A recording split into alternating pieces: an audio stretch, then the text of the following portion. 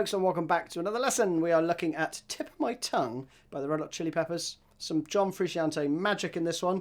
Let's dive straight in with the tones. Neck pickup, Strat ideally. Tele will work as well, but you want the whammy for the solo ideally. Now I've gone for my usual tone on my amp. It's not absolutely sparkly clean, but you know, it's right on the very edge of breakup. And then for the main rhythm tone, I'm using two pedals. The Double Rock by Zvex. You can also use the Boxer Rock. I interchange those two, basically very, very similar in functionality. And it gives you a little bit extra. So when I'm playing clean notes, you know, it's almost pristine clean, but then when you start to play chords, it breaks up really, really nicely. So essentially, if you've got a tone that does that, clean single notes, or almost clean, and then a little bit of extra hair when you dig in and play chords, then you're in the ballpark. Now I also hear a little bit of slapback delay. So I'm using the GFI System Orca for that, and it's set at about 100 milliseconds, so it's quite quick. And the level of the actual repeats are really, really quiet too. So it's not too, it's just for a bit of coloration, right?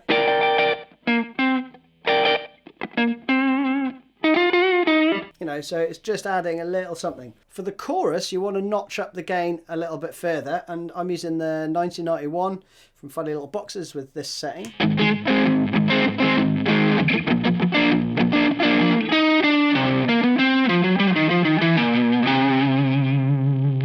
Extra bit of hair there. I'm also using that same setting for the solo. That's fine for that. The only other tone you need is for that outro solo. It's more of a fill, really. And for that, I'm using the Jam Pedals Red Muck. You want a big muff style there. So I'm just turning the 1991 off and turning that on in its place.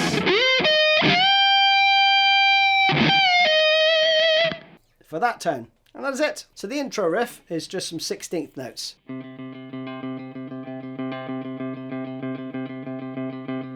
So you don't want to play them all the same volume, you know, you want to use a little bit of feel for that. And you're going to play it 4 times round, I think the end of the 4th bar you hear at the end, right? So you've got...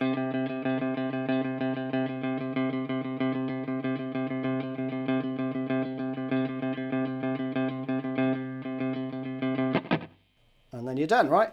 Then you're into the verse parts. Now the verse parts are basically this. That's a G minor triad, right? A first inversion.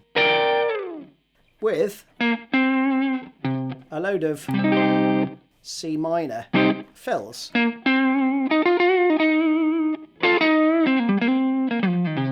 know, so you can noodle about there as much as you want, but I'll take you through all of the fills that he does put in. Now a little note on why I've tabbed some extra wackiness with the, you know, the palm muted, you know, muted strings, all that stuff, okay? Because in the video, John is strumming away like that, and I think a lot of this stuff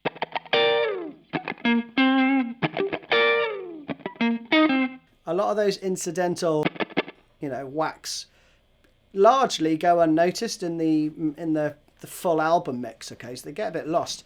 You do hear them, like a little bit later on, you'll hear a lot more of them. So he's either not doing them at the beginning and then adding more in, or he's doing them all the way through and they're just not cutting through in the mix so much. So I would encourage you to do them anyway. I imagine live he will, and it'll keep you in time better as well, right? So the first few parts go.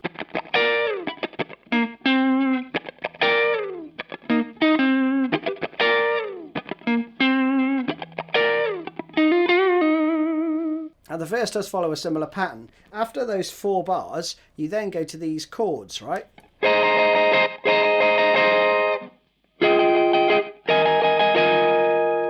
Which is just lovely. And then it goes round again, okay? So let's just tackle the first few fills. So we've got... So again, first finger there on the 15th fret, you're hitting the top 3 strings. So 1, 2, 3, up. And then... 8, 10 on the D, okay? All right, second one similar. That's just 8th fret and then 8th fret on the next string above. Third one's the same as the first. And then the fourth one is... So that's cool. Hammer on, 8 to 10 on the G. Full step bend and release. And then 8th fret. Then you've got these chords. These chords are quite tricky to get to, right? You've got basically a major shape there, right? But with your little finger tucked in behind on the 18th fret. So you've got 18, 17, 16, 18. And you're going to play down, up, down, up, down. A rest, and then 6 again. And the last one rings out. So that again. That one's a C minor 7 with G sharp in the bass. The next one you move to is tricky. Okay, that's a F minor 9, which is the my second finger on the 15th fret. First and fourth go next, right, on the 13th and the 16th. And then my third finger's tucking in here again on the 15th fret, but up on the E string, right? And you do the same rhythm, but just once. Because then you're going to change. I think this is an F minor 7 add 11, if you care. Yeah, very funky. Sounds like pick up the pieces. So we've got...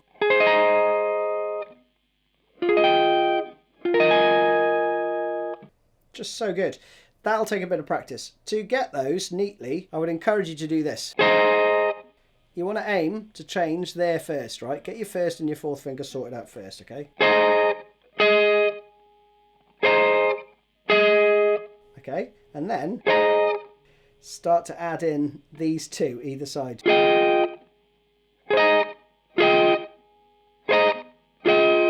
And then eventually, you know, your fingers will just make that shape. You're just going to need to create a bit of muscle memory there. If you're struggling loads with those though, just ignore the root and go for the top part. Again, aim for that first and then just add your third finger there. And then that one shouldn't cause too much problem. So I'm just flattening my third finger on the 16th fret, and then this one's coming over the top, the first finger here to cover the 15th fret. Okay, so there's some options there. The second verse has some more fills. Basically the first one's the same. Then you've got, which is a double stop on the 10th fret to the 8th on the G, okay. Then you've got that riff, little hammer on there at the end, and then this one. Okay, so you've got a full step bend and release, but it's kind of you know, quite lazy, so back into that.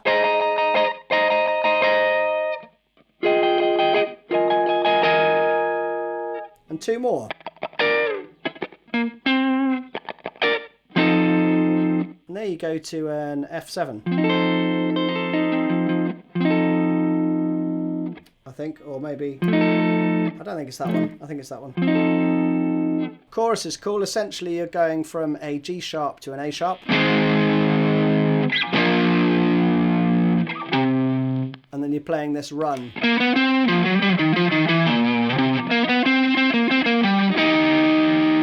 Okay, so let's go through the whole thing.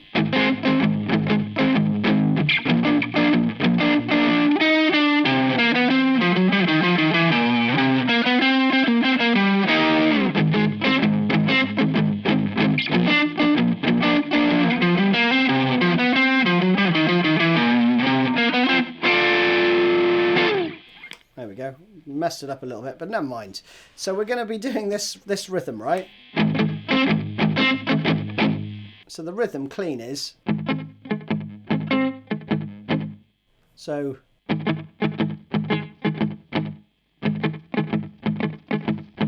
like that, right?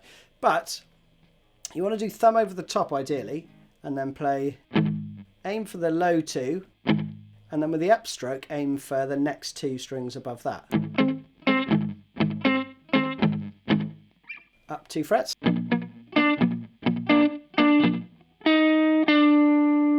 8, 7 on the G, okay? And again, with the distortion.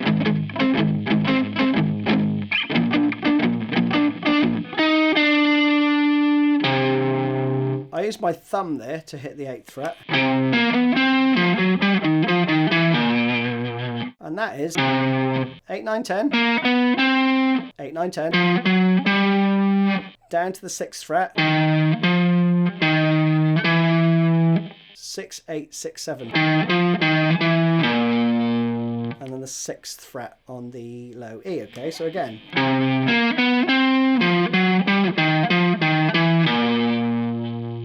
Now when I go up to the 8th fret, I tend to go for my first finger. It's probably just a bad habit really, but there we go. If you can do it with your thumb, then go for that.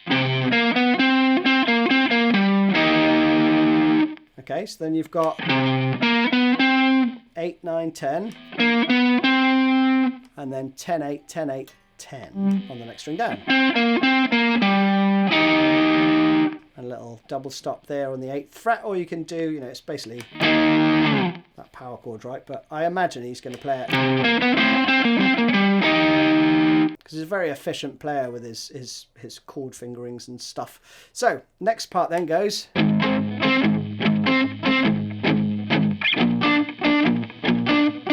Fill. And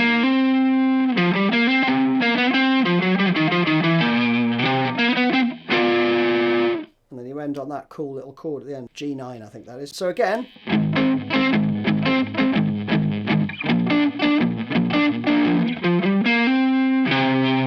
Alright, 8, 9, 10. That's the same riff as before, and then you've got, which is just cool, isn't it? Lovely. And there's a cheeky little solo which goes. And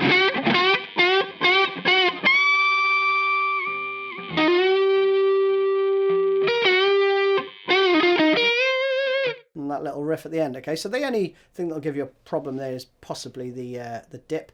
You've also got to do an artificial harmonic. So you need enough gain to get that artificial harmonic going. And the dip comes in, you count 1, 2, 3, and then you hit it, right? So it's on the 3 and basically. So it's. So with the bend held, you do a second dip. And with that, you then release. You hammer back on and bend back up, okay? So. Okay, like that. And then you, with that held, you count on the 4 and you do the 11th fret while that's held. And then repeat the bend. And then you got this bit at the end. Just that little lick. So it's a bend, release to the 8th fret. And then a bend on the 11th fret. Verse 2's got some more fills that go like this.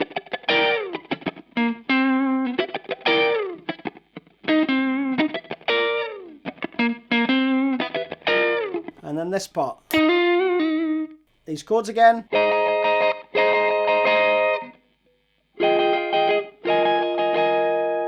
Another couple of fills.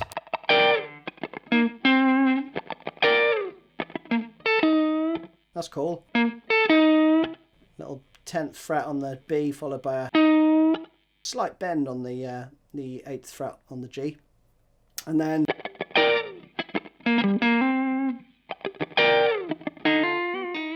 so there's some repeats from the previous verse, but that's what he plays in that verse there. Back around that part.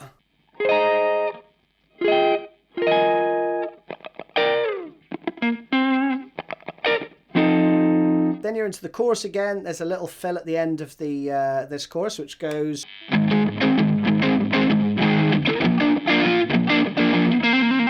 So a little triplet trill, basically.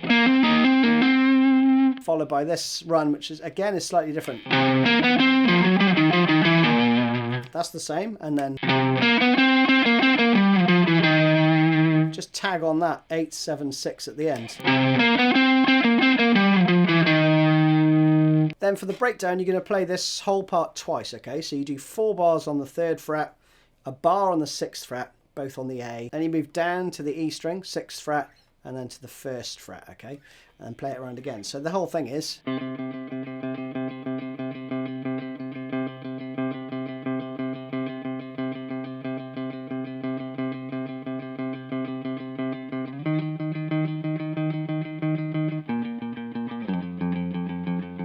Then we've got this little outro fill.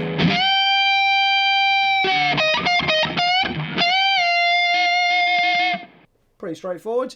So you've got the 18th fret bent up a full step. Count 3 beats and kind of tail off towards the end of that 3rd beat. Then you've got this staccato triplet thing. Okay, so that's 1 beat, that 16, 18, 16. And then just another bend and release. Pretty straightforward. Then you're going around all the same sort of parts again. There's just 1 extra fill really in the chorus the last time round. So you're going to play...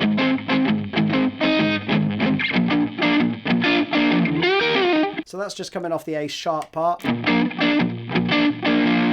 you've got a bend. I'll probably do a pull off. You could also do...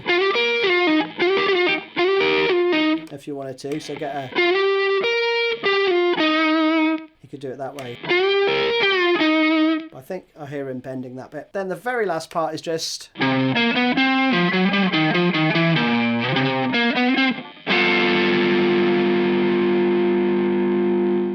So it's identical to before. I think he just adds in the G root. And you're done. Hope you enjoyed that one. See you again soon. Bye.